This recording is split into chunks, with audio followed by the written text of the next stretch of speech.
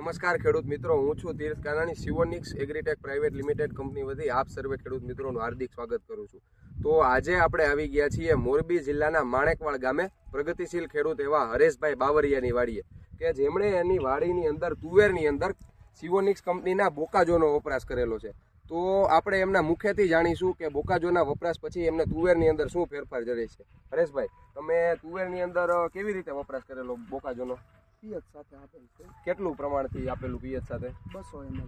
બરાબર, વીઘા દીઠ 200 ml થી આપેલું. તમને બોકાજોના વપરાશ પછી તુવેરની અંદર શું ફેરફાર જણાય છે, જરા ખેડૂત મિત્રોને જણાવશો? ફ્લાવરિંગ ખડતા અટકાવે છે. બરાબર. પ્લસ કે દાણો ભરાવદાર થાય. હા, બરાબર.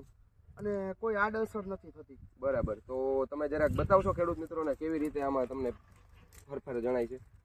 હાર ફેરમાં એવું છે કે જો આનો દાણો રહ્યો ને એ કાયદેસરની સિંગ સાથે બંધાઈ જાય છે. કોઈ ખરાબ ક્વોલિટી દાણો આમાં નીકળતો નથી. બરાબર. એક સરખી સાઈઝનો દાણો, એક સરખી સાઈઝનો દાણો થાય છે. હા, બરોબર. અને ક્વોલિટી વાળો દાણો થાય, ક્વોલિટી વાળો થાય છે. જો બરાબર. અને સિંગની સાઈઝમાં અને ક્વોલિટીમાં પણ ફેરફાર જણાય છે. સાજો જણાય છે. બરાબર. તો તમે જે આ વિડીયો જોઈ રહ્યા છે બીજા ખેડૂત મિત્રોને શું ભલામણ કરશો? આનો ઉપયોગ કરવો જોઈએ. બરાબર. એકવાર આનો વપરાશ અવશ્ય કરવો જોઈએ. અવશ્ય કરવો જોઈએ એમ. Thank you.